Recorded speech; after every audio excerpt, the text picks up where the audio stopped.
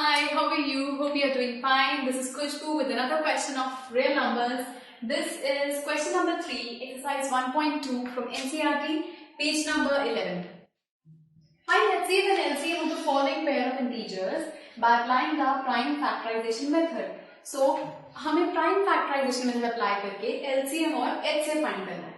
So first हमारे पास दिया हुआ है 17, 23 और 29 का. 17 का LCM. 17 का LCM अगर हम लें 17 ones are, that's it. 23 का LCM 23 ones are, 29 का LCM 29 ones are. So ये हमारे पास आते हैं इनके LCM. तो 17 का LCM क्या है? 17 ones are. 23 का LCM is 23 ones are 23, 29 का 29 ones are. So सबसे पहले अगर मैं इसका HCF निकालूं, HCF क्या आता है हमारे पास? तीनों में कॉमन क्या है? जस्ट 1. तो इसका HCF हमारे पास आ गया 1. Now LCM. LCM तीनों में क्या है? LCM के लिए हम क्या करते हैं, जितनी भी हमारे पास जो 3 डिजिट्स दिए हुए हैं उसके तीनों जो भी डिजिट्स उसके पास आ रहे हैं, डिफरेंट डिजिट्स जो आ रहे हैं, आप पहले उनको उतार के लिखते हो. तो 3 डिफरेंट नंबर्स क्या आ रहे हैं इसके पास? 17 आ रहा है, 23 आ रहा है और 29 आ रहा है. देन हम ये देखते हैं कि इनका हाईएस्ट किसके पास आ रहा है? 17 सिर्फ इसके पास है, एक ही है, तो यहाँ एक ही 17 आएगा. 23 सिर्फ इसके पास है, एक ही है, तो एक ही 23 आएगा. 29 सिर्फ इसके पास है, एक ही है, तो 29. If you have seen the last video जिसमें हमने इसी एक्सरसाइज का क्वेश्चन नंबर 2 करवाया है, उसमें अगर आप देखो तो कई क्वेश्चंस में ऐसे थे, लेट्स सपोज इसके पास 23 दो आते, तो मैं यहाँ पर 23 का स्क्वायर लिखती. हम हाईएस्ट पावर ढूंढते हैं, पहले हम डिफरेंट डिजिट्स लिखते हैं, फिर हम हाईएस्ट पावर निकालते हैं कि मैक्सिमम कितनी बारी आ रहा है, उसको लिखते हैं. सो 17 इंटू 23 इंटू 29, इसको मल्टीप्लाई करके देखते हैं. 17 into 23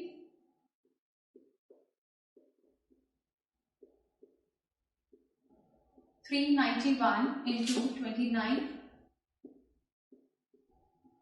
35, 2 9s are 18, 2 3s are 6 is 7, 5 13, 4 11. So हमारे पास आ गया 11339. This is the LCM.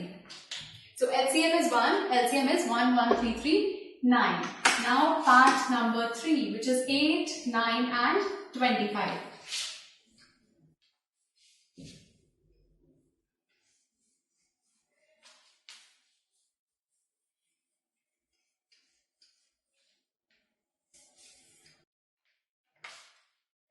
So third part में 8, 9 और 25. पहले 8 का हम LCM लेते हैं. So 2 से 2 4s are, 2 2s are, 2 1s are. Now 9 का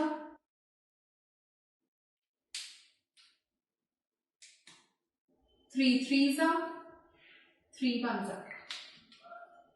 Same way 25 का 5 5s are, 5 1s are, 5 1s are.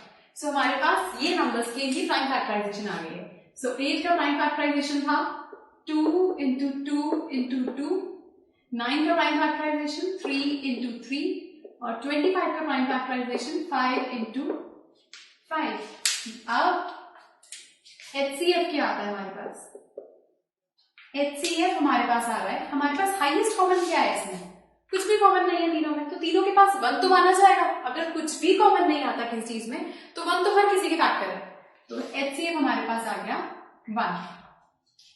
क्योंकि अगर लेट्स सपोज मैं यहाँ पे 1 लगा भी देती हूँ इसके आगे, क्या इस चीज से कोई फर्क पड़ेगा? नहीं. तो 1 हर किसी का फैक्टर है, इसलिए हम कहते हैं कि 1 कुछ नहीं कॉमन आ रहा, तो हाईएस्ट कॉमन फैक्टर आपके पास आ जाता है 1. Now LCM. LCM के लिए फिर से वही चीज, डिफरेंट डिजिट्स, 3 तरह के डिजिट्स हैं हमारे पास यहाँ पर, 2 3 and 5. So 2 3 5 तीनों को लिख दिया पहले, 2 3 and 5. अब देखो 2 मैक्सिमम इसके पास है और किसी के पास 2 नहीं है. और 3 बार आ जाए तो हम 2 का हाईएस्ट पावर रखेंगे 3 सिर्फ इसी के पास है और 2 बार आ रहा है तो 3 का हाईएस्ट पावर 2 रखेंगे। तो मैक्सिमम टाइम जो आ रहा होता है वो नंबर लेते हैं एलसीएम के लिए। 5 मैक्सिमम 2 बार ही आ रहा है। लेट्स सपोज मैं कोई एग्जांपल दूं, अगर 5 इसके पास भी होता तो भी हम 5 का मैक्सिमम पावर 2 ही रखते हैं। क्यों? क्योंकि दोनों के पास 5 तो है लेकिन हाईएस्ट किसके पास है? इसके पास। तो जो हाईएस्ट होता है उस वाले को हम लिखते हैं।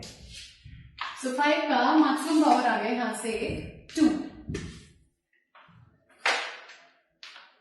अब एलसीएम क्या बनता है?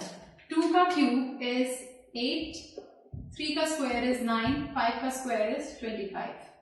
सो 25 into 8 is 200 into 9 is equal to 1800। So 1800 आ गया हमारे पास एलसीएम और HCF is 1। So this was third question from exercise 1.2। अगर आपको कोई भी डाउट है, ये चीज समझ नहीं आ रही है, please to write to us.